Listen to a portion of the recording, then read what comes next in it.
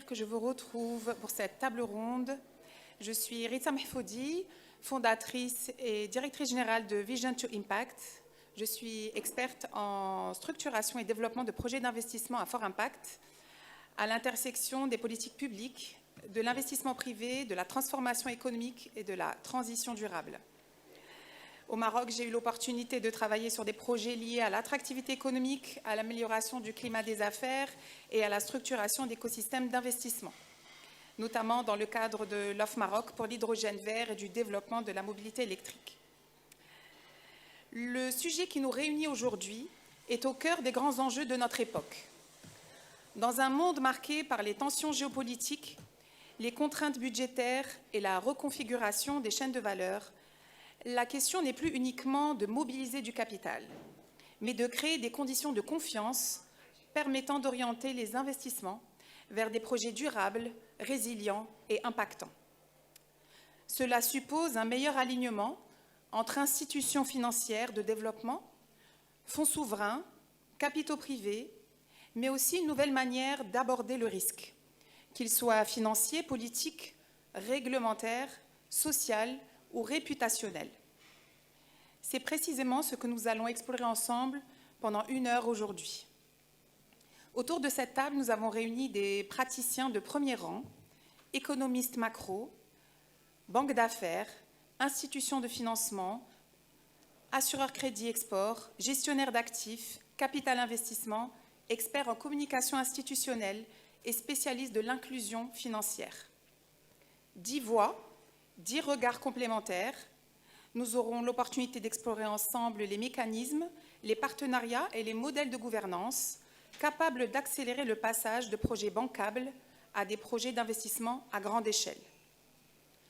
10 interventions, 60 minutes. Pour que chaque voix soit entendue, je vous demanderai, chers experts, de ne pas dépasser les 5 minutes pour votre intervention. Je me tourne en premier vers Monsieur Alexandre Kateb. Vous êtes économiste, essayiste et consultant international, expert en économie bancaire et financière, analyse macroéconomique et stratégie d'investissement. Vous conseillez des institutions financières et des gouvernements sur des questions de politique économique, de réforme sectorielle et d'attractivité. Vous avez également travaillé pour des organisations internationales comme le BIT, et vous avez produit des rapports stratégiques, notamment pour le Tchad et l'Algérie. Auparavant, vous avez occupé des postes clés à la Banque de France, Exane BNP Paribas et dans une société spécialisée dans les zones MENA, en Russie et en Asie centrale. Vous êtes polyglotte, vous parlez anglais, russe et arabe, et vous intervenez régulièrement comme conférencier dans les médias. Vous êtes diplômé de l'École Centrale Paris et Sciences Po Paris. Une fois que j'ai dit cette bio, vous comprendrez pourquoi j'ai commencé avec Monsieur Kateb en premier. J'aurais une question pour vous. Selon vous, la fragmentation géoéconomique que nous vivons tous crée-t-elle plus d'opportunités que de risques pour le financement du développement africain ? Merci beaucoup pour cette introduction. Je pense que je n'ai pas plus de légitimité ou de mérite, quel qu'il soit, que d'autres personnes et profils ici réunis. Donc, je vais essayer de répondre à cette question en partant de mon expérience et surtout de l'orientation que j'ai donnée à ma carrière au cours de ces dernières années. Qui s'éloigne un petit peu on va dire, des questions de politique économique et macro-financière pure et dure et qui s'oriente un peu plus vers la technologie. Donc d'essayer de combiner un peu ces deux dimensions en mettant en évidence comment la technologie peut répondre également à cette question. Mais tout d'abord, pour fixer un petit peu le cadre et l'environnement dans lequel on est, je crois qu'il n'est pas exagéré de dire que le monde subit une combinaison de chocs aujourd'hui sans précédent, de chocs géopolitiques évidemment, géoéconomiques, mais aussi de chocs financiers qui impactent directement l'Afrique. Alors sur ce plan-là, il y a notamment une forte hausse des taux d'intérêt américains et donc des taux d'intérêt mondiaux. Et je pense que ça a été une des actualités qui m'a le plus marqué cette semaine, hein, les taux d'intérêt américains qui sont passés à 5,20, au même niveau auquel ils étaient juste avant la crise financière de 2008, et potentiellement qui pourra aller beaucoup plus haut que cela, puisqu'on est aujourd'hui sur un régime qu'on pourrait qualifier de stagflationniste, et qui est lié à tous ces conflits géopolitiques. Deuxièmement, et c'est un choc combiné et qui résulte en partie du premier, c'est la diminution drastique de l'aide publique au développement. Évidemment, vous savez tous ce qu'a fait le président Trump, hein, le démantèlement de USAID et de toutes les institutions qui gravitaient dans cette galaxie. Donc un choc énorme et un gel ou un retrait de la participation américaine et donc du financement américain de grandes institutions onusiennes, qui a également eu un impact vraiment très, très profond sur ce système mondial, qui a désorganisé ce système mondial d'aide au développement. Ce qu'on dit moins, c'est que d'autres régions du monde ont également suivi cette tendance, notamment l'Union européenne, où on assistait au cours de ces dernières années à un détournement, entre guillemets, massif de l'aide au développement vers d'autres régions, d'autres préoccupations, et notamment l'Ukraine. Voilà, donc c'était pour fixer un petit peu le cadre. Maintenant, dans ce contexte-là, les pays africains, pour moi, font face à deux problématiques financières, une problématique de solvabilité et une problématique de liquidité. La problématique de solvabilité, on sait quelque part comment l'adresser à travers des garanties publiques, des systèmes de blended finance, et je pense qu'on en parlera, même si aujourd'hui on constate un certain essoufflement en lien avec cette moindre disponibilité des bailleurs aussi à accompagner les projets sur le terrain. Deuxièmement, sur la liquidité, eh bien là, je pense que c'est quelque chose sur lequel il faudrait travailler davantage et qu'on n'a pas assez fait, notamment en Afrique, que ce soit au niveau de la liquidité primaire, c'est-à-dire l'accès des entreprises et des opérateurs à la liquidité de marché, parce que les marchés sont étroits, les marchés sont cloisonnés, et les marchés africains dépendent souvent de liquidités exogènes, qui vient de l'extérieur, d'autres zones du monde. Et deuxièmement, sur la liquidité secondaire, où là encore, c'est un problème encore plus sérieux, puisque beaucoup de projets, une fois qu'ils ont été financés, ne peuvent pas se refinancer.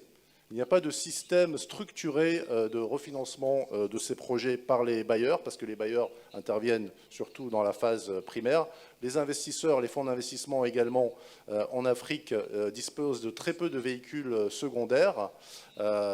Et c'est là où je pense que la technologie peut apporter un plus, au sens où on peut plus facilement refinancer des actifs qui sont sécurisés, et on peut le faire notamment avec la blockchain, avec la tokenisation de ces actifs, donc en créant des doubles numériques de ces actifs, ce qui permet aussi d'échapper à toutes les lourdeurs administratives et à tous les risques macrofinanciers qui plombent, entre guillemets, les différents pays africains, et qui permettent de construire peut-être une architecture alternative fondée sur la blockchain et toutes les technologies afférentes, et qui permettrait pour la première fois de construire des marchés de capitaux intégrés au niveau africain, ce qu'on n'a pas réussi à faire avec la finance conventionnelle.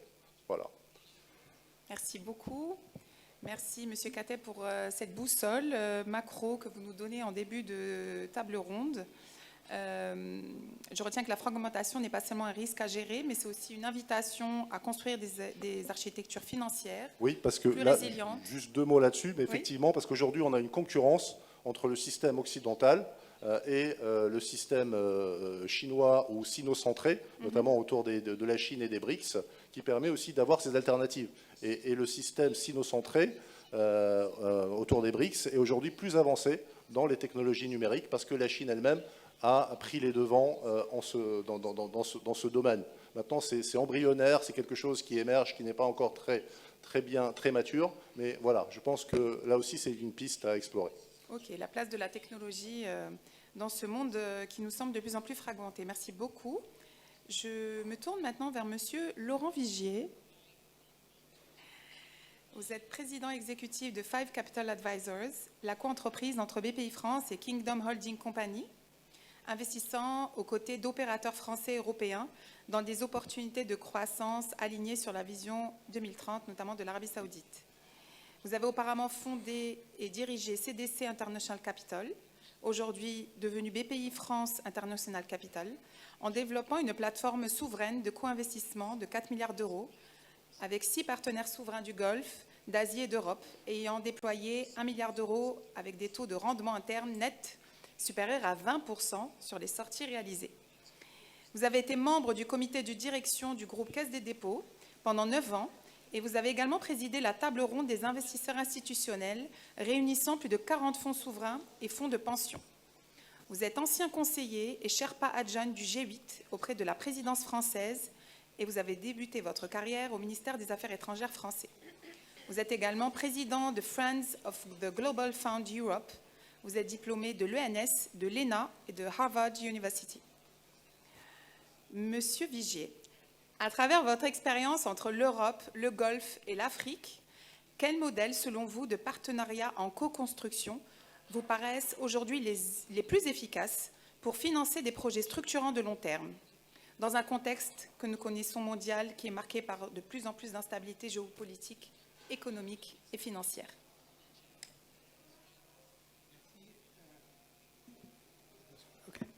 Merci. Premièrement, je pense que ce risque qu'on voit partout dans l'économie mondiale n'est pas quelque chose de nouveau.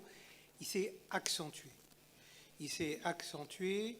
Et donc, la question qui se pose, c'est comment, malgré le risque, pouvoir se projeter, pouvoir investir, pouvoir développer des projets.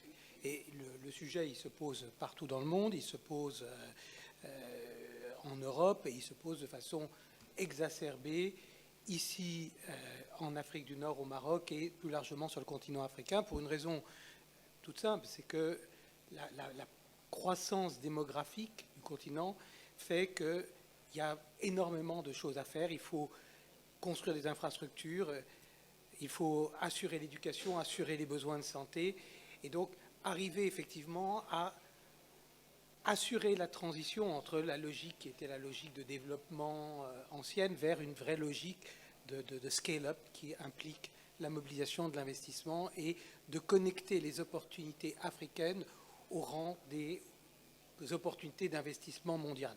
Le jour où ça sera achevé, eh bien, il y aura dans les portefeuilles des grands fonds de pension en Europe, aux États-Unis et partout dans le monde, une part d'investissement représentant le poids réel de l'Afrique dans l'humanité, pas simplement dans l'économie mondiale, dans l'humanité.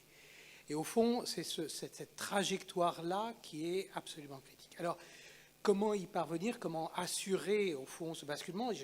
Il y a d'abord, effectivement, le besoin d'avoir des infrastructures locales, d'abord des infrastructures financières, des infrastructures juridiques. On a besoin, quand on investit, de savoir où on met les pieds, s'il y a un litige, de savoir si les contrats vont être tenus. Donc ça, c'est la première chose. On a besoin également d'avoir des infrastructures de base et un certain nombre d'infrastructures de base, ça relève au fond de la responsabilité des États, des bailleurs internationaux, de la Banque mondiale. On a besoin de routes, on a besoin de ports, on a besoin de plateformes logistiques et effectivement, il y a cet aspect-là. Mais on a aussi besoin de se projeter dans le long terme. Parce que quand on regarde le monde avec les crises aujourd'hui, effectivement, il y a une aversion au risque. Quand on se dit le système peut partir en crise financière, peut partir en désordre politique, géopolitique, effectivement, le premier réflexe, c'est la prudence et le retrait. Et donc, la vraie question, c'est d'être en mesure de se projeter. De se projeter, alors, Satch et la COFAS en France a ce rôle-là, avec BPI France, d'assurer l'assurance. Mais il y a aussi besoin d'assurer, d'aligner les intérêts des investisseurs. Et là, pour le coup, les investisseurs à long terme, et notamment les fonds souverains ou les grands investisseurs institutionnels européens et américains ont un rôle. Et ce dialogue entre les grands investisseurs et le fait de faire émerger des instruments communs de financement peuvent permettre de moyenner le risque et de sécuriser les investissements. C'est ce qu'on a essayé de faire entre la France et le Golfe, entre la France et la Chine. Je sais que l'Italie, avec la Cassa Depositi e Prestiti, a fait quelque chose d'assez similaire. On a beaucoup d'ailleurs travaillé ensemble sur ces projets. On a fait des choses ensemble aussi au Maroc, avec la Cassa Depositi e Prestiti, la Caisse des dépôts, la Caisse de dépôt et de gestion du Maroc. On avait mis en place le premier fonds d'investissement pour l'Union pour la Méditerranée. Alors, l'Union pour la Méditerranée, malheureusement, n'a pas eu le destin qu'on lui espérait, mais on a eu cette volonté-là. On a de nombreuses coopérations avec le Maroc. Et BPI France a été à l'origine de la création d'Averroès Finance, qui a permis de faire un peu la même logique de seeding de fonds de private equity sur l'ensemble du continent africain. Tout ça est évidemment, et Nicolas Dufour a célébré à Africa Forward à Nairobi il y a quelques jours, le 25e anniversaire de cette initiative. Alors tout ça est très bien, mais tout ça n'est pas assez. Tout ça n'est pas assez parce qu'il ne suffit pas d'être pionnier. Il faut être là quand les choses accélèrent et deviennent réellement d'ampleur. Et c'est là où je pense qu'il ne faut pas se contenter d'une sorte de tête-à-tête entre l'Europe et l'Afrique, ou la France, l'Italie, ou quelques pays européens et l'Afrique. Il faut arriver à intégrer l'Afrique dans une géographie globale de l'épargne qui est forcément une géographie qui va être multipolaire. Et l'intérêt de la logique des fonds souverains, c'est que c'est la traduction dans l'ordre financier de l'émergence de ce monde multipolaire. Et que donc, les discussions qu'on peut avoir entre fonds souverains, la création de plateformes de coopération, on a essayé de le faire. Donc moi, je peux vous parler d'un point de vue français, mais les Chinois font la même chose. Les Saoudiens, aujourd'hui, créent des plateformes de coopération avec la Chine. Ils ont ouvert, le PIF a ouvert très récemment son bureau à Shanghai. Donc, c'est cette géographie-là dans laquelle il faut que nous nous projetions pour insérer davantage l'Afrique. Davantage l'Afrique, pas simplement pour l'aider, mais parce que c'est aussi notre avenir. Et la dernière point, je pense, on dit souvent que science sans conscience n'est que ruine de l'âme, mais investissement sans conscience de l'humain est quelque chose qui n'est pas très sain. On est un peu dans l'ordre du péché, j'ai envie de dire. Il faut, même si j'aime pas beaucoup ce terme pour la finance, mais la morale a quelque chose à faire avec toute activité humaine. Et je pense que plus encore ici en Afrique, les enjeux de développement humain, les enjeux de ville durable, les enjeux de biodiversité, les enjeux d'énergie propre, les enjeux d'éducation sont des enjeux cruciaux. Il faut donc que nous arrivions à nous projeter pour avoir des mécanismes de financement qui soient à la fois profitables pour les investisseurs, peut-être sur un horizon de plus long terme, mais qui servent aussi et avant tout les populations et les hommes et les femmes de ce continent. Merci beaucoup, Monsieur Vigier. Je note votre phrase, il faut intégrer l'Afrique dans un monde multipolaire, en gardant en tête aussi l'importance de l'impact de tous ces projets sur les populations et sur les citoyens de chaque communauté qui constitue toute notre communauté mondiale, d'une certaine manière. Merci beaucoup pour votre intervention. Je me tourne maintenant vers Si Hassan Laziri. Vous êtes CEO, Managing Partner de CDG Invest Growth, société de gestion de private equity que vous avez contribué à bâtir depuis 2001. Fort de plus de 25 ans d'expérience, vous avez accompagné la croissance d'entreprises marocaines devenues leaders dans des secteurs stratégiques tels que l'agro-industrie, la chimie, la santé, la distribution et les technologies. Vous avez été élu à 2 reprises président de l'Association marocaine des investisseurs en capital, l'AMIC, où vous œuvrez à la structuration et à la promotion de l'écosystème marocain du private equity, en renforçant son ouverture aux investisseurs, notamment internationaux. Vous êtes administrateur indépendant certifié. Vous siégez donc à des conseils d'administration de plusieurs entreprises où vous mettez votre expertise au service de la gouvernance et de la création de valeur. Vous êtes ingénieur de formation, diplômé de l'IAE Strasbourg et titulaire d'un executive MBA de l'École des Ponts. Hassan Laziri est également, conjugue donc expérience, vision stratégique et engagement pour le développement du capital investissement au Maroc et en Afrique. Merci d'être avec nous aujourd'hui. Donc, comme je l'ai dit dans votre bio, vous êtes le président de l'Association marocaine des investisseurs en capital, l'AMIC. Et quel est, selon vous, quel serait, selon vous, vos conseils pour dérisquer les investissements, notamment étrangers, au Maroc et en Afrique? Merci Rita. Donc, je vais parler aujourd'hui avec ma casquette plus de président de l'association des investisseurs en capital, qui regroupe toute l'industrie du private equity au Maroc. Et juste, bon, il y a une petite conférence demain, je vais faire des insights un peu sur les chiffres de cette année. On est en train de vivre des records sur le Maroc. Donc, on a des niveaux d'investissement records, des niveaux de levée de fonds records et des niveaux de désinvestissement aussi records, ce qui rejoint l'idée que sur la liquidité, il y a quand même un changement de mindset et quand l'environnement juridique est là et l'environnement marché des capitaux est là, il y a de moyens de faire de belles choses. Donc juste par rapport à l'histoire de dérisquer, parce que grosso modo, si on regarde notre industrie, elle est sidée ou elle est investie par grosso modo beaucoup de DFI, donc il y a pas mal de DFI comme investisseurs dans ces fonds et puis des investisseurs locaux. Ces DFI, nous on considère que attirer ces fonds dans des marchés africains ou des marchés, on va dire, étrangers, nécessite pour ces DFI des gens qui sont locaux, des gens qui sont sur le terrain. Parce que faire des investissements à partir de Paris, direct sur de l'equity, sur des pays comme le Maroc ou d'autres géographies, nécessite quand même c'est un risque qui est élevé par rapport à la proximité, la connaissance du terrain. Le dérisking du private equity vient de trois volets, moi, que je considère. C'est le dérisking au niveau opérationnel, au niveau de l'exécution, au niveau des opérations de l'entreprise. Le deuxième, c'est le dérisking au niveau gouvernance, vu qu'on est dans les boards de ces entreprises. Et donc, ça permet d'avoir une gouvernance claire sur les pratiques, sur des comités d'audit, des comités d'ESG qui gèrent les sujets durabilité. Et puis le risque d'exécution d'une transaction, parce qu'on n'est pas dans des environnements occidentaux, mais on essaie de s'y rapprocher, mais ça reste quand même des environnements qui sont loin des environnements que connaissent les DFI. Ça, c'est sur le volet de-risking des investissements. Le deuxième volet que je voulais adresser, c'est par rapport à l'histoire des fonds souverains. Et je vais vous donner l'exemple du fonds souverain qui était constitué par Sa Majesté Mohamed VI suite à l'événement Covid. C'est le fonds Mohamed VI pour relancer l'investissement. Aujourd'hui, je vous ai parlé tout à l'heure des chiffres. Aujourd'hui, ce qui est en train de se passer au Maroc, c'est que les fonds qui vont être levés, ou qui sont en train d'être levés, qui seront disponibles dans les 2 prochaines années, c'est l'équivalent de ce qui a été levé sur les 20 dernières années. Donc on est en train de vivre un point d'inflexion grâce au fonds Mohamed VI qui a joué le rôle de locomotive au niveau de cette industrie, que ce soit sur la partie private equity, que ce soit sur la partie VC. Je reviendrai après sur la partie VC pour expliquer le mécanisme qui a été mis en place, et où les fonds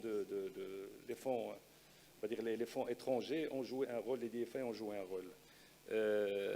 Ça a permis d'attirer les investisseurs étrangers, ça a permis d'attirer les DFI sur ces investissements et le retour des investisseurs marocains sur ces fonds d'investissement.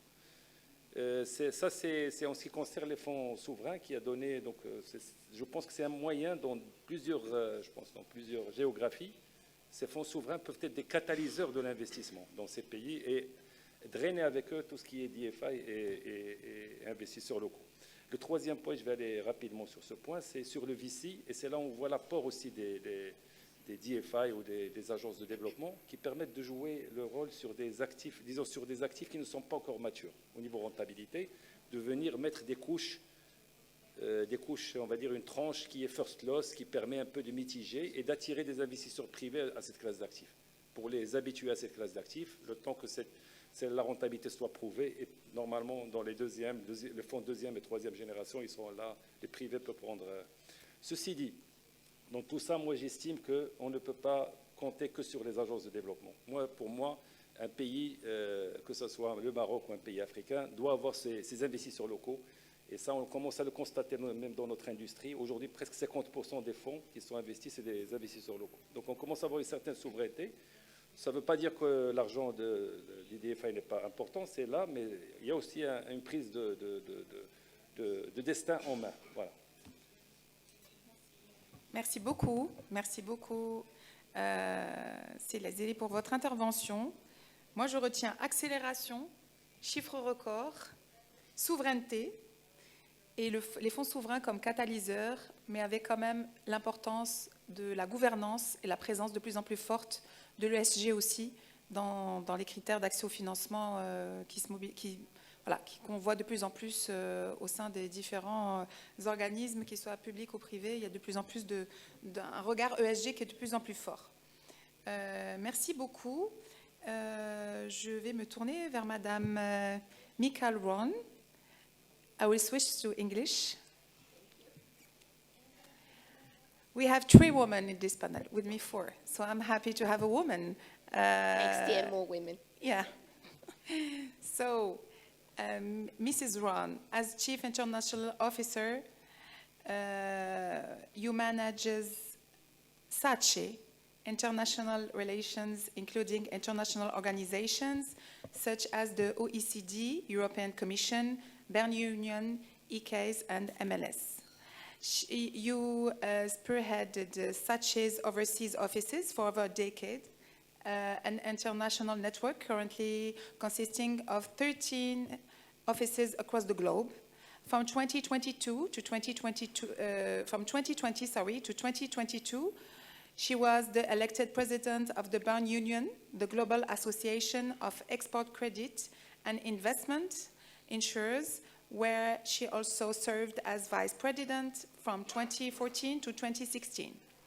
From 2018 to 2021, she acted as vice chairman of the board of directors of the African Trade Insurance Agency, and where she also served as a director until July 2023. From 2017 to 2020, she served as the first Secretary General of the International Working Group, a multilateral initiative between OECD and non-OECD countries aimed at seeing common rules for official export credit support. Prior to working at SACE, she spent 10 years at MCC, SPA, head of oil, gas, and petrochemicals, structured finance, and 7 years with HSBC in London, Madrid, and Milan. Congratulations for this beautiful career. And no, you're not that old. So my question for you will be, which de-risking instruments are most effective in catalyzing private investment in high-risk markets, especially in your area of expertise with what you are doing in SACE especially? Thank you for the excellent question and also for the invitation in general to be here. It's a big honor. I would just start by explaining why we come to these, if you want, events focusing on Morocco and even more generally Africa. To commence with perhaps our exposure within the continent, we currently have projects that are guaranteed by SACE. We are a financial guarantor, we are not a direct lender, that amount to over 14 billion euro. And above all, even more forward-looking is the current pipeline, which amounts just over 12 billion euro. And that is a very large amount, and it is indeed indicative of the current financial needs in the continent. And we are here physically present, and I think that's an important point, with the boots on the ground since quite some time, but specifically in Rabat, Morocco, since less than 2 years. And effectively, we have a Moroccan representative office as well as Cairo, Egypt, and Johannesburg, South Africa.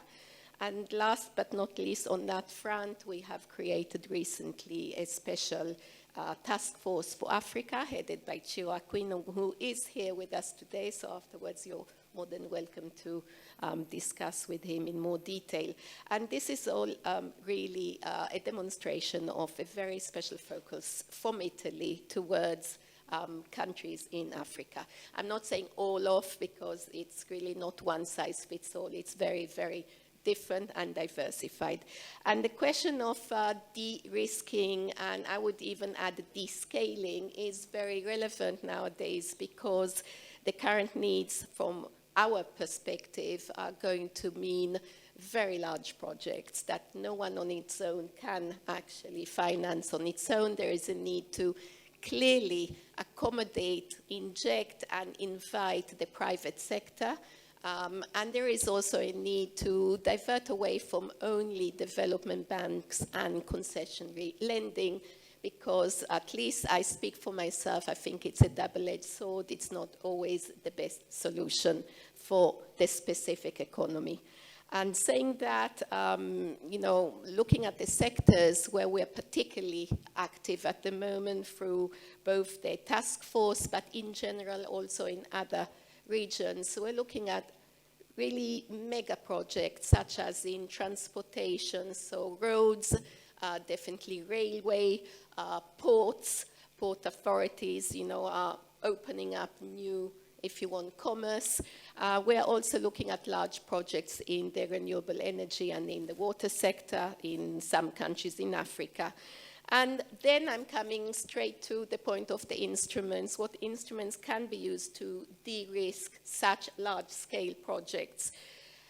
So there's not one single, if you want, instrument that works for all needs. It really depends on the counterparty, above all, the jurisdiction, the structure of the financing.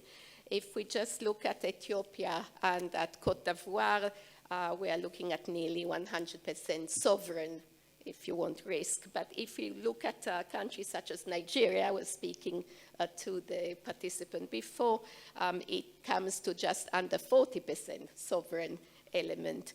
So the simple response is that the most effective de-risking lever that currently is available to higher risk markets is definitely the export credit agencies.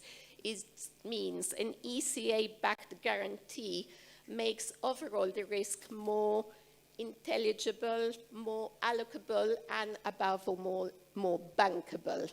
And here I'm getting to the last but most important, perhaps, element to enable us to be even more active than we have been until now. The banks. The banks could be international banks, but we have seen again and again that having local banks or regional banks involved on the back of our guarantee is an extremely important factor, because apart from having skin in the game, and you obviously have a vested interest long term, there is also a lot of appetite and a lot of capacity for finance that has not yet been fully tapped. In addition, the architecture of structuring blended finance is becoming more and more relevant, especially in countries in the African continent. So we're looking at the combination of an export credit guarantee from our own side together with multilaterals, for instance, such as the African Development Bank, AFREXIM, ATID, ATID, which is the ex-ATI, and others. In addition, we are very attentive to get involved where possible also with multilaterals and banks investing from other parts, such as from the Gulf countries, from the United Emirates, and from Saudi Arabia. There is Badea, another multilateral. So all in all, we think that, the use of export credit in general, that is becoming more and more flexible in the terms and conditions, far less bureaucratic, not concessionary, but still very attractive rates that are part of the consensus rules, is probably the best strategy right now for the next foreseeable future. Thanks. Thank you so much, Mrs. Ron. So a lot of mega projects in Africa, mainly in infrastructure. And the key point, as you said, is that there is not only one kind of instrument, and the importance of diversification and the important place of export credit agencies. Thank you so much. I will switch back to French. C'est Aziz Mchat. Bonjour. Vous êtes managing partner à Majorel Capital. On parlait des banques. Donc vous faites partie, vous êtes banquier d'investissement basé à Casablanca. Vous êtes spécialisé en M&A, levée de fonds et investissement stratégique en Afrique. Vous êtes cofondateur et managing partner de Majorel Capital, une banque d'investissement indépendante dédiée aux opérations de fusion-acquisition, au conseil financier stratégique et aux levées de fonds à travers le continent africain, avec une conviction forte, accompagner des projets à travers le continent africain, accompagner des projets ambitieux à travers le continent, en combinant vision de long terme, excellence d'exécution et création de valeur durable. Professionnel de la banque d'investissement avec une expérience acquise en France et au Maroc, notamment au sein de Deloitte et Société Générale, intervenant sur des opérations de transactions et de financement dans plusieurs secteurs d'activité. Forte exposition également aux principaux fonds de private equity actifs en Afrique, notamment Mediterranean Capital Partners, Development Partners International, Afrique Invest, SPE Capital, Africa 50 et Vantage Capital, ainsi qu'aux institutions de financement du développement. Clients et contreparties récentes, Banque européenne d'investissement, Société financière internationale, LCI Éducation, SPE Capital, Africa 50, International Schools Partnership et Vantage Capital.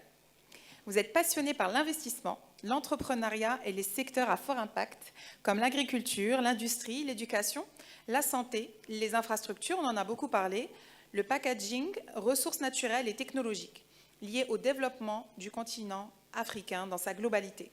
Vous êtes diplômé d'un master en finance d'entreprise de Grenoble, école de management. Alors, j'ai une question pour vous. On parle souvent, surprenant que j'ai une question d'ailleurs à ce moment-là en tant que modératrice, on parle souvent de la bancabilité des projets. Donc, quels sont pour vous les principaux obstacles au passage de projets d'investissement à grande échelle et quels seraient les mécanismes qui permettraient de lever ces obstacles?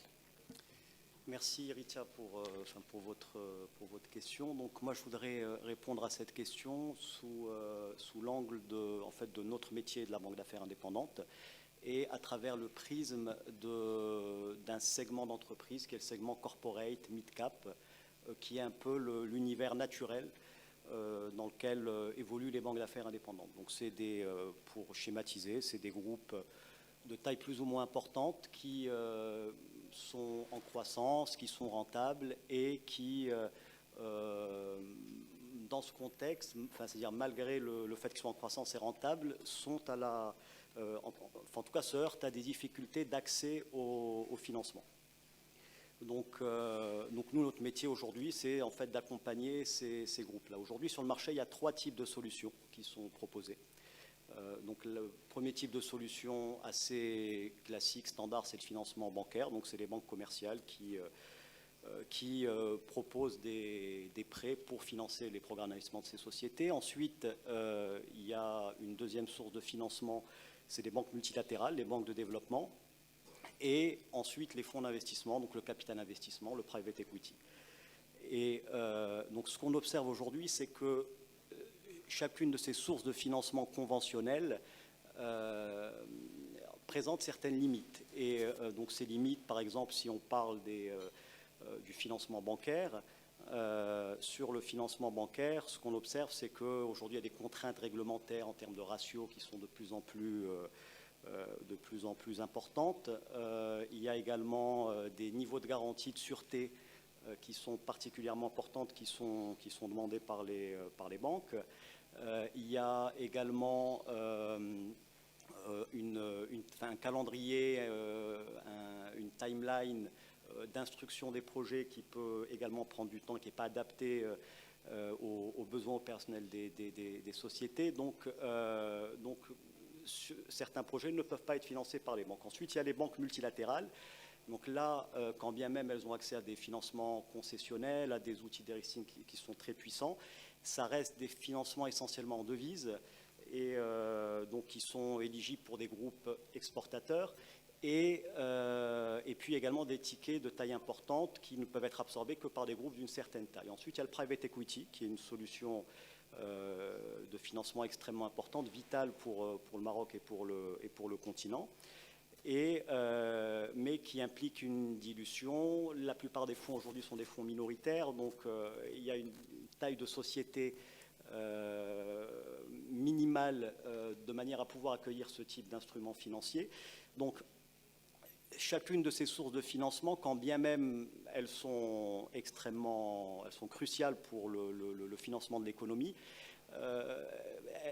ces sources de financement ne sont pas compatibles avec l'intégralité des projets. Et donc, en fait, il y a un peu un trou dans la raquette avec des projets bancables portés par des managers qui ont une vision, mais qui ne rentrent pas dans ces critères-là.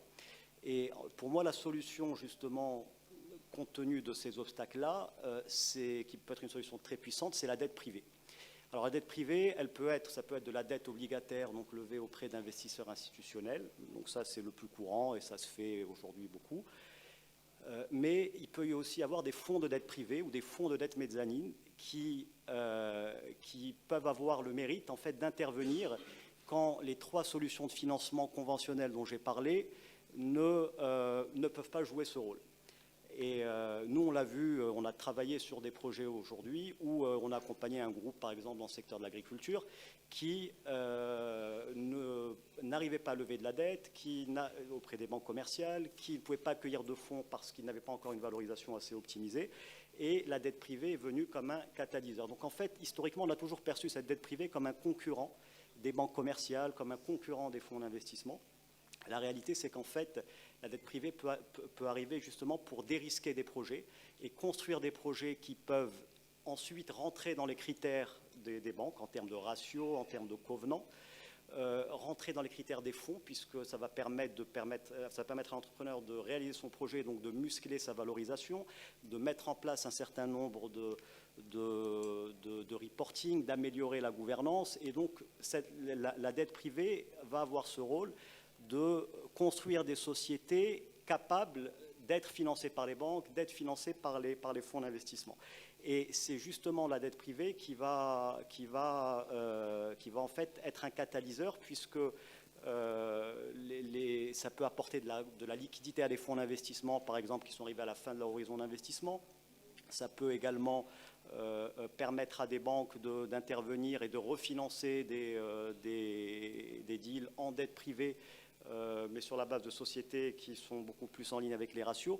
Donc, ma conviction, c'est que pour pouvoir passer de projets bancables isolés à un portefeuille d'investissement à grande échelle, la dette privée peut jouer ce rôle-là et peut permettre en fait de faire le pont entre des capitaux qui sont disponibles en abondance au niveau mondial et des projets de qualité au Maroc et sur le continent africain. Donc voilà un peu.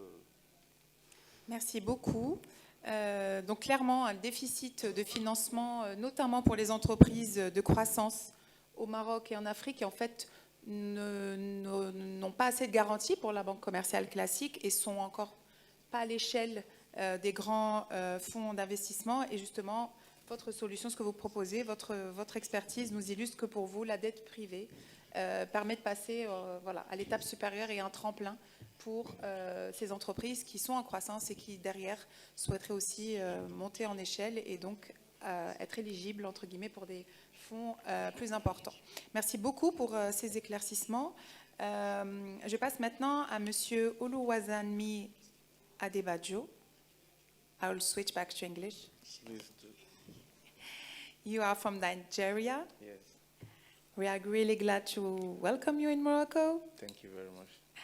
Oluwasanmi Abajo is a finance and business strategy professional with strong experience in corporate restructuring, investment banking, and growth-driven business transformation across Africa. He currently serves as head of strategy at Pan-African Capital Holdings Limited, where he contributes to strategic initiatives spanning capital raising, financial advisory, and organizational development. His professional focus centers on structuring growth opportunities, mobilizing capital, and driving sustainable value creation across African markets, with a strong interest in the continent's increasing relevance within the global economic landscape. When we discussed together before this panel, we discussed about the fact that it will be interesting for you to share with us the experience in Nigeria. Nigeria being a domestic capital market really developing really fast. And regarding your expertise, for you, what role can play, especially the mobilization of local savings to finance infrastructure projects, and how does it interface with international financing? Okay, thank you very much. Good afternoon, everyone. And thank you for the invitation to actually my boss, Mr. Chris Oshafi. He's our group managing director, but he couldn't make the meeting because of an unforeseen circumstance. And I'm also glad to be seated with the profiles that we have today. Very, very, very intriguing and extravagant. Thank you for everyone. Like you rightly said, the Nigerian domestic capital market has actually been seeing some significant growth that we've not even seen before since the history of the market. For instance, our equity market, for example, has grown significantly from about $53 billion in 2024 to today to around $116 billion. That growth has never been seen before in the history of that market, as well as also our portfolio investment as well. We've seen significant growth in that area. But what we could say is the backbone of this growth, or basically is the fact that we are currently experiencing some monetary and fiscal reforms in the country, and that is giving an enabling environment and attracting new players into the market.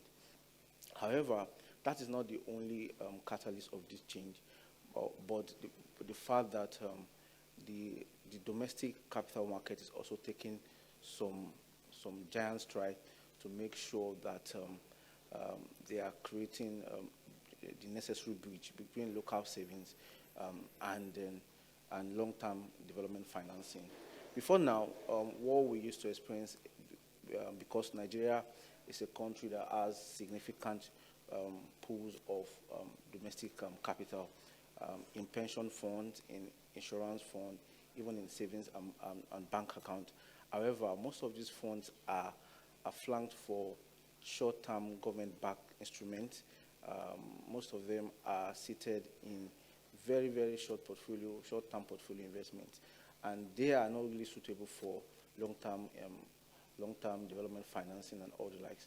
And the role of our financial market, or let me say our local domestic market currently now, has been profound in the last 2 years, because now we are now structuring new instruments that are now catalyzing the needed growth that we want to see in terms of development financing. We now have bonds, infrastructural funds, sukuks coming up, and they are actually assisting in that area. Let me also say to the point you raised about interfacing with international financing. While international financing is very vital, we must understand that the role, the suitability of our local and domestic capital base is what attracts really international financing. Because what are international investors looking for? They are looking for stronger domestic representation. They are looking for risk-sharing platform that gives them comfort that they can actually invest. They want to see that our local market participants are also heavily participating in some of the instruments that we are bringing to the market, and that has also increased in the recent times, and that has also led to the inflow of foreign direct investment into our economy.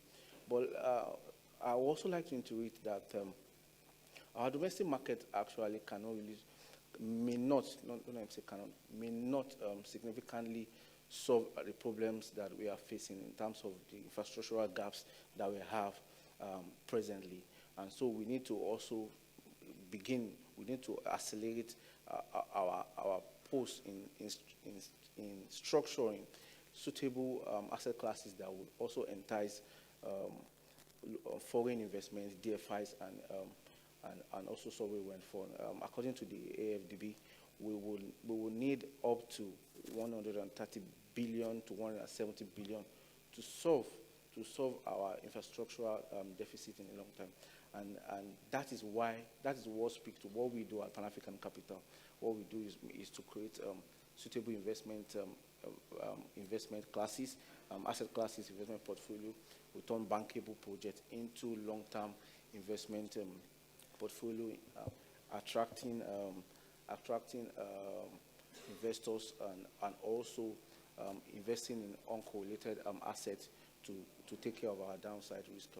And that is one of the interventions that we want to bring to the table, because what we need is not to focus on how do we get more foreign investment. What we need basically is to see how do we structure our domestic capital base in a way that we can attract more foreign investment. Thank you. Thank you so much. You reminded us that financing African growth also requires developing domestic capital markets, a sine qua non for reducing dependence on external financing and building durable resilience for African countries. Thank you so much. I will stay in English and talk to you, Dr. Stuart Thompson. Dr. Stuart is a communications and political engagement specialist with over 25 years experience. He advises clients on all aspects of their political and corporate communications and reputation management. He has also worked on a number of high-profile media relations and crisis communication programs. And I'm sure you cannot tell us what kind of crisis you worked on. It's classified. We're friends. Stuart runs his own consultancy, CWE Communications. He's a CIPR chartered PR practitioner and an honorary research fellow at the University at Aberdeen. He is the author of books including Public Affairs in Practice, Public Affairs, A Global Perspective, and Reputation in Business, Lessons for Leaders. His new book, The Company and the Activists Going Beyond PR, has recently been published by Routledge. He's an advisor of the Entrepreneurs Network, a regular speaker and chair at conferences, and delivers training for the PRCA, CIPR, and DOTS. Dr. Stuart won the Best Current Affairs Influencer category at Vuelio's Online Influence Award 2020. Your angle of expertise is really interesting on this roundtable because we often frame the risking mainly in financial terms. In your view, are political, reputational, and social risks still underestimated in investment projects? And how should they be better integrated from the start? Thank you. Yeah. You have 5 minutes. 5 minutes. I'll try and keep it short. So, look, thank you. It always feels a bit like somebody's reading out your obituary when they do the whole lot. But anyway, yeah, look, I mean, I think for many projects, I mean, obviously the emphasis and indeed, you know, around the table is around that financial risk. But I would also point to the political, reputational and social risk as well. So, of course, the financial, the regulatory, the technical, all of that has to be, you know, robust. But actually, what investors are also looking for is the political stability. It's the, you know, how a government, how local authorities, how mayors, whichever the right level of government is, how stable they are in terms of the policy as well. Are there activist campaigns? And thank you for the reference to the book as well. The activist campaigns, public opposition, all of these sorts of things, all those issues should be up there. So in other words, risk isn't just about the finance, it's about all these other elements as well. And projects, again, there will be various views on this, but, you know, don't tend to fail because they're technically weak. They've got all the expertise they need. But what they tend to do is when they don't get the political or the reputational part right, that's when they tend to fail. So that's communications, that's stakeholder engagement and political alignment. If you can get those three things right, then you're actually going in the right direction. So that means that trust and credibility are effectively now part of the assets of that project, whether it's a big project, an infrastructure project, doesn't matter. I think it applies to projects of all shapes and sizes. So that means you need trusted partners. That means you need to be working with the institutions. If you can get those sorts of things right, then the capital flow will come to those projects because they know it's economically and financially robust, but it's dealt with those other aspects as well. So projects need to look at those political engagement early and as part of the development of that project. So I would argue, right at the start, because if you get that communication piece wrong with politicians, with communities, then what happens is you get a level of distrust.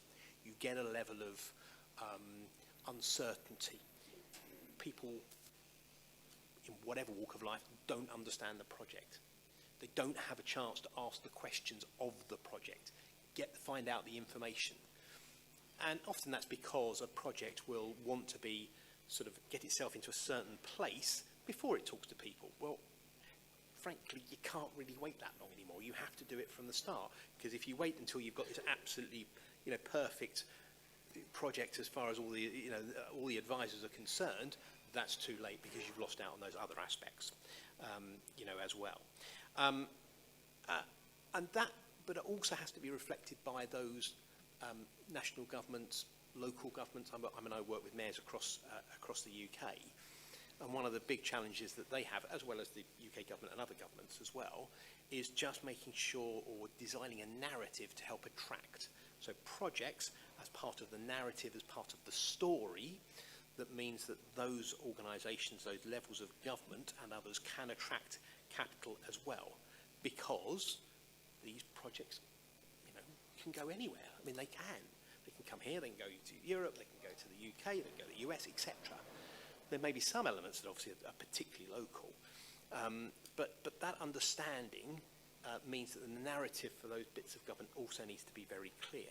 And I think it was interesting, again, a couple of the speakers have already mentioned that sort of local investment side of things. For me, when that was being mentioned, it in my head was, well, actually, look, that is part of that understanding. That is part of those local connections. That's, so it's not just important, again, from a financial perspective, great, but actually it brings with it, it brings those connections and that understanding, which can then feed positively into the project, as well. I may have done before my 5 minutes, so you might... 30 seconds. 30 seconds, in which case, I perfectly timed, so I will stop there. Thank you for showing us that, except the financial reputation, there is this stability which is important, the long-term vision, the stability of the public policies also, that really is important in doing business. That was part of my previous job. I was director of business climate improvement of Morocco. So thank you for those insights. I will switch again to French pour parler d'un secteur très important, de plus en plus en tout cas. Comme vous le savez, le Maroc a l'honneur d'accueillir la Coupe du Monde 2030 avec l'Espagne et le Portugal. Et le secteur de l'hôtellerie est de plus en plus stratégique pour certains pays, et notamment en ce moment pour le Royaume du Maroc. Nous avons l'honneur d'avoir Atta Khayati, qui est Managing Director en charge des investissements au Maroc au sein de Casada Capital Management. Vous êtes basé à Casablanca et vous pilotez la stratégie d'investissement du groupe ainsi que le déploiement du fonds sur le marché marocain. Vous cumulez plus de 15 ans d'expérience dans l'immobilier, le capital investissement et l'investissement hôtelier. Vous avez débuté votre carrière au sein du bureau parisien de Tishman Speyer, où vous avez contribué pendant 5 années à des opérations immobilières majeures et à la structuration de portefeuilles immobiliers. Avant de rejoindre Casada, vous avez occupé plusieurs postes de direction au sein d'Onomo Hotels à Casablanca, dans un contexte de forte expansion du portefeuille du groupe. Vous avez également été directrice générale déléguée pour le Maroc, puis directrice de la stratégie et du financement et membre du comité exécutif, supervisant le développement stratégique et les activités de financement du groupe à travers l'Afrique. Vous êtes titulaire d'un Master of Science and Management, programme grande école de HEC Paris, avec une spécialisation en management de grands projets, réalisée en partenariat avec l'ISAE. Vous êtes de nationalité marocaine et vous parlez couramment français, anglais et arabe, ce qui est fort important vu votre secteur d'activité. Dans votre secteur en particulier, qui a aussi un impact réputationnel aussi, hein, ce genre d'investissement font qu'on doit avoir un partenaire public local aussi de confiance. Quels sont pour vous les mécanismes qui peuvent accélérer justement le passage de projets bancables à des portefeuilles d'investissement à plus grande échelle? Merci beaucoup, Richa, pour cette présentation, and thank you for the 30 additional seconds. Je suis ravie et honorée de faire partie de ce tour de table composé de panélistes stars. Et vraiment, je me sens toute petite et humble auprès enfin, à vos côtés. Effectivement, en fait, je pense que dans le cadre des grandes transformations économiques, ça s'est rarement fait projet par projet. Et le véritable enjeu est de pouvoir construire des véritables plateformes d'investissement crédibles, structurées et lisibles pour attirer justement durablement du capital institutionnel à grande échelle.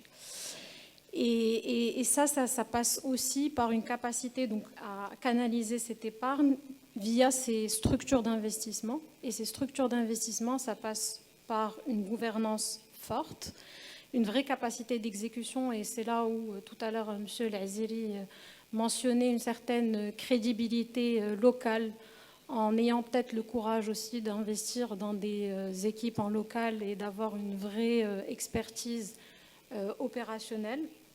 Et surtout pouvoir donner de la visibilité sur le long terme pour les investisseurs et notamment sur les cash flows. Et en Afrique, en réalité, la problématique provient moins de l'accès au capital, parce que ce capital existe et on le voit, il y a des montants très très importants qui se comptent en milliards de dollars qui ciblent le continent. Mais c'est surtout cette capacité justement à inspirer confiance et à maîtriser sa réputation en tant que pays, mais aussi en tant qu'institution financière. Et c'est précisément là où je pense que le rôle des fonds souverains et des DFI est important, comme étant un porteur de projet à l'initiative en fait de ces plateformes d'investissement comme premier signal qui va crédibiliser ensuite ces plateformes et ensuite attirer dans un second temps le capital privé. C'est le cas, comme l'a dit M. Laziri du fonds Mohamed VI, qui a porté cette ambition de structurer l'investissement en capital au Maroc et d'être ce premier porteur sur certains projets qui en fait effectivement un point d'inflexion dans le cadre du système du capital marocain. De façon plus concrète, en fait, chez Cassada, on a connu, on va dire, Cassada, donc c'est un fonds d'investissement spécialisé en hôtellerie qui a été créé avant Covid et qui a eu la chance d'être accompagné à la fois par un fonds souverain et par un acteur stratégique privé qui a alloué, enfin les deux ont alloué une enveloppe initiale de plus de 500 millions de dollars qui ont été investis en totalité sur l'Afrique subsaharienne. Et aujourd'hui, Cassada porte une ambition, on va dire, marocaine. Et on a d'abord en fait attiré du capital privé avant d'attirer des DFI qui se sont positionnés principalement comme prêteurs, donc plutôt en jouant un rôle de banquier. Et le fait de les avoir dans le tour de table a permis de structurer cette approche, donc de renforcer la gouvernance, bien évidemment aussi de muscler tous les standards ESG, etc., et d'institutionnaliser les processus d'acquisition et d'opérationnalisation de ces fonds-là, et donc de crédibiliser la plateforme.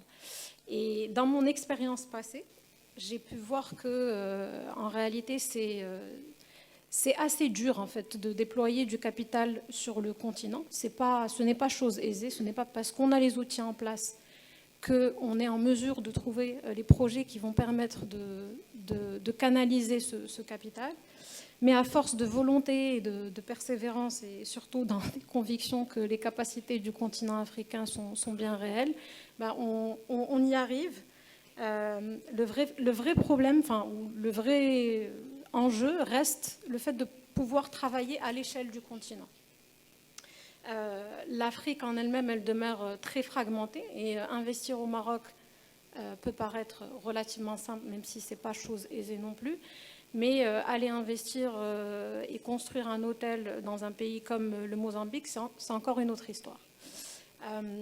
Pour autant, cette fragmentation à l'échelle, on va dire, du plateforme apporte une diversification qui est extrêmement intéressante, mais elle complique la création de la taille critique, qui est aussi un enjeu important en termes de solvabilité, en termes d'exit, parce que c'est un sujet qui revient assez souvent dans les plateformes d'investissement, et qui réduit mécaniquement en fait le nombre d'acteurs capables d'opérer efficacement à l'échelle d'un continent. Et c'est précisément là où la capacité de structuration devient un enjeu critique. Donc, juste pour conclure, je sais que Rita me fait des signaux. Structurer des plateformes robustes et créer des standards de gouvernance, professionnaliser des véhicules d'investissement et construire la confiance autour de l'exécution. Pour moi, c'est vraiment ça qui rendra les projets pas juste bancables, mais qui vont pouvoir réellement attirer du capital institutionnel privé sur le long terme. Et juste, je pense que seuls les acteurs qui sont capables de se positionner sur une échelle de temps long peuvent gagner en fait la bataille de la levée de fonds, de la structuration et à terme de la sortie sur le continent. Voilà. Merci. Merci beaucoup. Merci. Donc, alignement de différentes sources de capitaux au sein d'un véhicule d'investissement structuré. Donc, il y a la structuration et un sujet important de gouvernance également. Merci beaucoup de nous avoir illustré le cas de Cassada au Maroc dans un secteur très stratégique. Je me tourne maintenant vers M. Omar Alami, fondateur et CEO de Aura Technologies, une start-up 100% made in Morocco qui promeut le projet d'inclusion financière et digitale eMorocco for Everyone, qui opère dans les secteurs du e-commerce, du food delivery et de la fintech. Vous êtes aussi partenaire du fonds AlphaVest Ventures, un fonds de venture capital qui se concentre sur le financement et l'accélération de sociétés de technologie marocaines ayant atteint la profitabilité. Une carrière de 20 ans sur les marchés financiers internationaux chez HSBC et BNP Paribas. Aura est la start-up ayant le plus levé d'argent localement au Maroc et vous êtes diplômé de l'Université de Paris-Dauphine. Alors, nous avons parlé beaucoup de fonds souverains, de banques d'affaires, de dettes. Votre regard est intéressant parce qu'il va nous apporter l'impact de la technologie. Alors, comment encourager les investisseurs étrangers à investir dans la technologie, qui est un monde qui va vite, au Maroc et plus généralement en Afrique? Et est-ce que les disruptions telles que l'IA changent les règles de financement ou le risque lié aux sociétés de technologie? Merci Rita, merci pour cette présentation. Merci à tous. Alors, je vais revenir sur le sujet principal. Donc nous, on est une start-up, on a levé 12 millions de dollars en 3 ans. C'est de l'argent 100% marocain. On a une cap table qui est faite à 90% d'entrepreneurs marocains et de 10% de fonds d'investissement plus classiques. Comment on peut faire pour que plus d'investisseurs étrangers soient intéressés par le Maroc? Je dirais qu'il y a 4-5 choses qu'on peut faire. La première des choses, c'est quand même de leur expliquer où sont les opportunités. Le Maroc, moi j'ai quitté le Maroc en 97, je suis revenu en 2022. Entre-temps, il s'est passé 25 ans, le Maroc s'est transformé, on a des autoroutes, des ports, des trains à grande vitesse, une population qui est connectée au monde et aux autres. Les Marocains sont parmi les plus grands utilisateurs de ChatGPT, des réseaux sociaux. On parle anglais beaucoup plus que français dans la majorité des cas. Et puis on a une jeunesse qui a un plan digital pour son pays, puisqu'ils font partie de cette fameuse Gen Z qui a un plan. Et finalement, quand on est une start-up au Maroc, si on veut être quelque part intéressante, en tout cas attractive, alors que la majorité de nos voisins ont déjà bien avancé sur la tech, il faut quand même résoudre des problèmes d'abord pour le Maroc. Et ensuite, une fois qu'on les a résolus pour le Maroc, on peut peut-être penser à l'étranger. Et évidemment là, naturellement, le Maroc est présent déjà via ces grands groupes dans plusieurs pays africains. On peut penser que sur la tech, ça pourrait être le cas. Donc les quelques j'allais dire, sous-jacents qui peuvent être intéressants, ou sujets qui peuvent être intéressants, c'est notamment tout ce qui est B2C au Maroc, tout ce qui est peer-to-peer. Le Maroc, c'est 25 millions de smartphones, c'est 10 à 12 millions de personnes encore à bancariser. C'est un taux de pénétration du e-commerce réel de 3%. Ça va faire x10 en 10 ans. Et c'est évidemment un pays qui, notamment à travers le tourisme, a des grands enjeux auxquels il faut qu'il fasse face. Donc premier sujet, c'est accompagner les étrangers à investir dans les bonnes startups. Le deuxième sujet, c'est les rassurer sur la qualité des fondateurs et des talents. Et on donne aussi notre cas. Nous, on est 300 personnes, dont 299 diplômés au Maroc. Donc il y a des talents au Maroc, dans tous les métiers de la technologie, du marketing au software engineering, en passant par le content, le FinOps, les opérations, etc. Ils sont souvent surpris d'ailleurs, parce qu'on a pas mal de talents qui sont complètement, encore une fois, connectés au monde et aux autres, et qui sont similaires à ceux qu'on peut trouver dans les autres pays. Je pense qu'il y a le cadre juridique et l'écosystème de financement qu'il faut rappeler. Nous avons la chance d'avoir des avocats marocains qui sont avocats à New York, à Paris, à Londres. Donc la communication est complètement fluide. Et puis l'écosystème financier, évidemment, M. Lazeli en est un bon exemple. Je pense qu'il y a des acteurs de référence au Maroc qui ont commencé par soutenir de manière assez pionnière la tech depuis 7-8 ans, voire 10 ans pour certains. Et aujourd'hui, il y a un message assez fort du fonds Mohamed VI qui est un fonds souverain convaincu sur la tech marocaine et résolu à la soutenir et encourager évidemment avec des mécanismes de first loss, etc. Pas mal d'investisseurs étrangers. Et puis enfin, je ne peux pas concevoir qu'un investisseur étranger veuille investir au Maroc si les Marocains eux-mêmes ne croient pas en leur tech. Et donc il faut donner l'exemple. Il faut que les investisseurs marocains investissent dans leur propre tech pour montrer la confiance qu'ils ont, le commitment, de telle sorte à ce que, évidemment, les étrangers soient plus à l'aise et plus enclins à investir. Et alors c'est un peu notre cas aussi. Donc nous, on a levé strictement au Maroc des entrepreneurs, des fonds. C'est aussi pour donner l'exemple que les startups marocaines peuvent être financées d'abord localement, sont crédibles localement, pour ensuite être crédibles à l'étranger. Et dernier petit sujet, c'est sur l'IA. Alors l'IA, pour moi, c'est juste une révolution industrielle comme une autre. On a eu le charbon, on a eu le pétrole, on a eu Internet, et puis maintenant on a l'IA. Ça va détruire des emplois, en créer d'autres. Pour une start-up, c'est extrêmement important de comprendre que l'IA, c'est moins de besoin de ressources. Avec l'IA, on démocratise la technologie à tous. Donc on build son produit plus facilement, plus rapidement, moins cher. Ça nous permet d'être plus rentable et d'avoir moins besoin d'argent pour être rentable. Merci. Merci beaucoup. Respecté Parfait. Merci. Merci beaucoup pour ce regard technologique et voir comment une start-up marocaine, 100% financée par des fonds marocains, a pu voir le jour et aujourd'hui avoir autant de place et grandir. Voilà, une belle success story. Merci beaucoup pour ce témoignage et le partage de votre expertise. Alors, last but not least, Mrs. Amanda Estevan.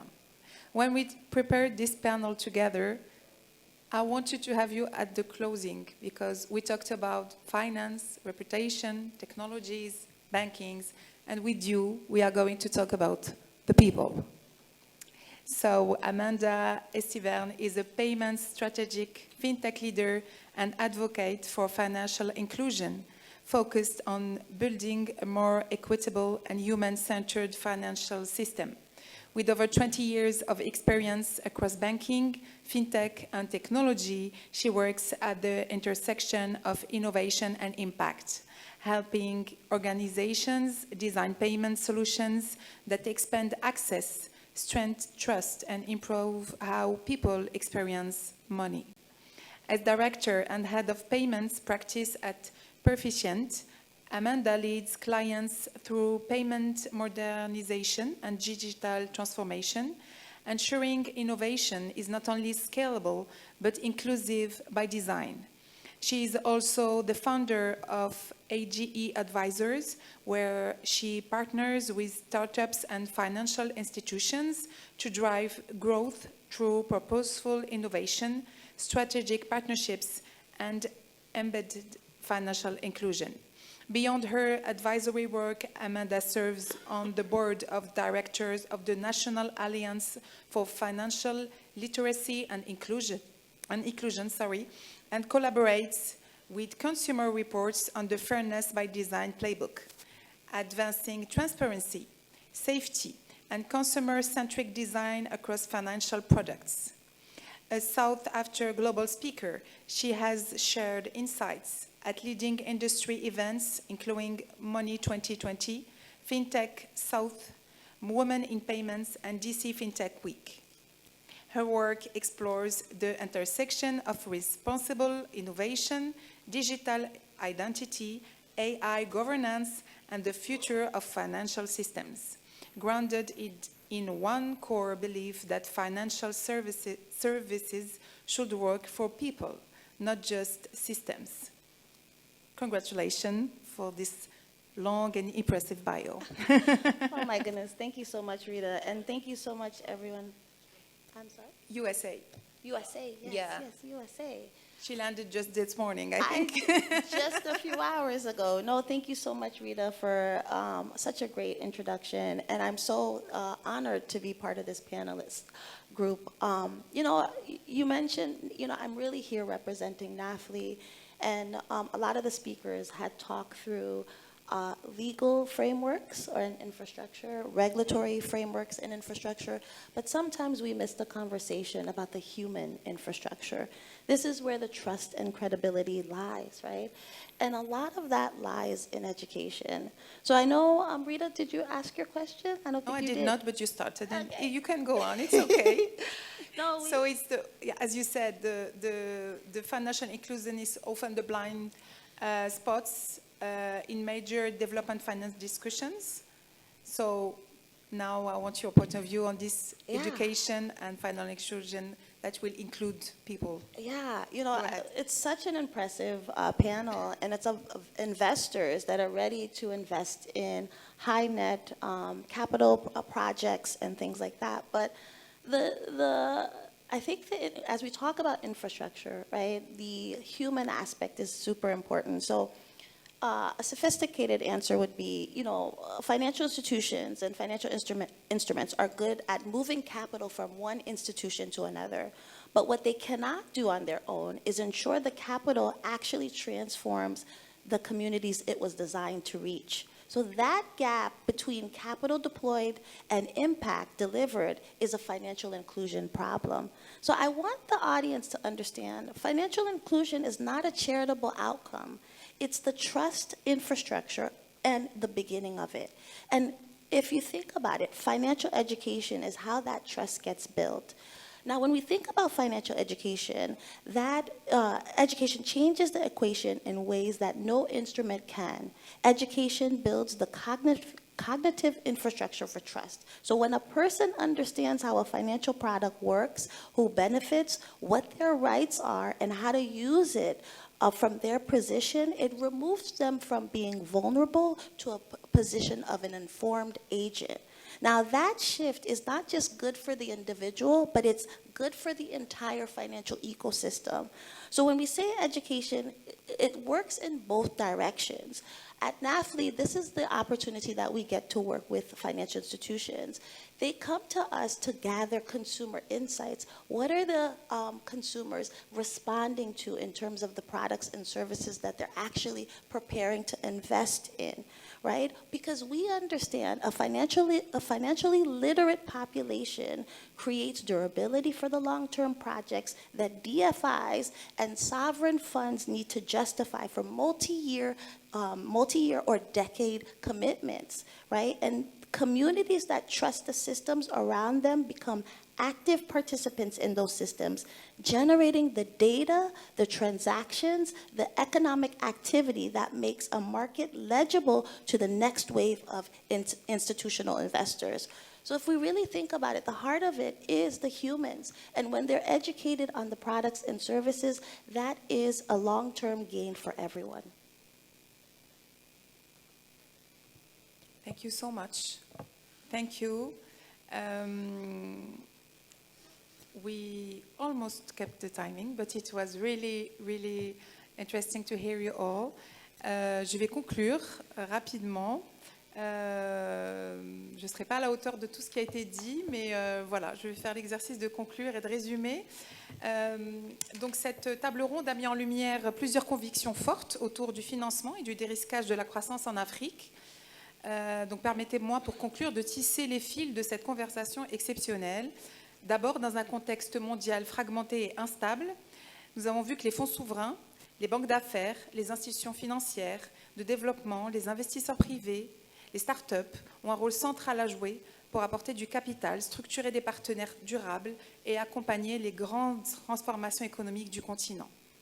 Les échanges ont également souligné l'importance de construire ensemble des écosystèmes d'investissement résilients, fondés sur une meilleure gouvernance, des mécanismes de co-construction entre acteurs publics et privés, ainsi qu'une plus grande coordination entre finances internationales, marchés domestiques et acteurs locaux. Plusieurs intervenants ont également rappelé que le défi n'est pas uniquement de mobiliser davantage de capitaux, mais surtout de rendre les projets finançables et bancables à grande échelle. Cela suppose des instruments de dérisquage efficaces, capables d'accompagner des projets parfois exclus des circuits bancaires classiques. La discussion a aussi mis en évidence l'importance du développement des marchés de capitaux locaux et du renforcement des capacités locales afin de réduire la dépendance au financement externe et d'ancrer une croissance plus durable. Également, nous avons parlé de l'impact de la réputation qui doit être anticipée en amont et l'importance d'instruments tels que les agences d'export et d'assurance à l'export, qui sont aussi un instrument important quand on veut avoir une vision long terme et qu'on a un projet de grande envergure, comme on a pu en citer quelques-uns en Afrique notamment. Enfin, un message essentiel s'est dégagé, les financements les plus sophistiqués ne peuvent produire un impact durable sans l'inclusion financière, l'éducation financière et l'investissement dans le capital humain. Les enjeux de résilience, notamment autour de l'eau, de la transition énergétique, des infrastructures stratégiques, devront être au cœur des futurs modèles d'investissement. Au fond, cette table ronde nous rappelle que le financement du développement ne repose pas uniquement sur le capital, mais sur la confiance, la gouvernance, la coopération et la capacité collective à construire des projets crédibles et transformateurs sur le long terme, qui créent le plus d'impact auprès des populations de tous les continents, dans un monde qui semble de plus en plus fragmenté. Merci à tous.